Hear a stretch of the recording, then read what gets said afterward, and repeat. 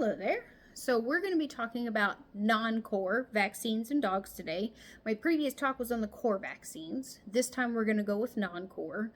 These are the vaccines that are going to depend very much on the life stage of your pet and activity level where they go on their normal basis. So I got my whiteboard for today.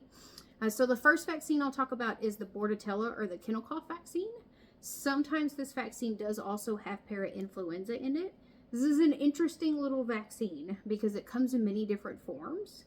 We have an injectable form, an intranasal form, and an oral form. That's why we have this little tag of start at 8 to 14 weeks because it really depends on the type of vaccine you're getting. Sometimes this initial vaccine will need to be boosted. That also depends on the form you're getting. After that point, you usually booster it every 6 to 12 months. This is going to be typically dictated by if your pet goes to a boarding or grooming facility that needs it for that shorter interval. The second is canine influenza. So this is something that's becoming a lot more popular with boarding facility requirements just because we have had some canine influenza outbreaks in the United States in the past couple of years.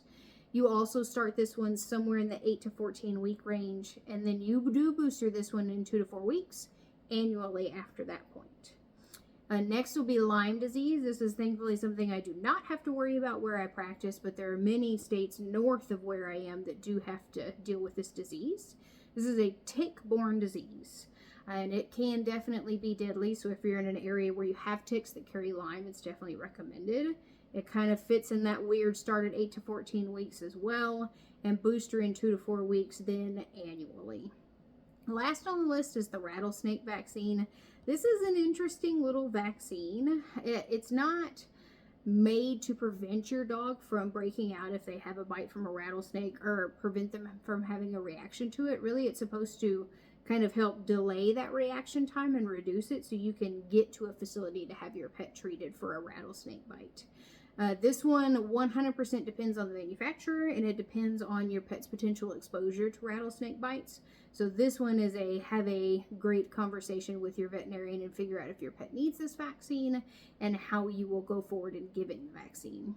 There's also some other ones on here that used to be very popular vaccines that are not given anymore, such as the Giardia vaccine or the just by itself Corona vaccine in dogs. If you see those anywhere, they're not really given either because they've been put in with something else or they weren't really found to be effective or anything of the sort. After this, I am going to be talking about core vaccines in cats, and then I'm going to transition into kind of specifics on the diseases that are in these vaccines.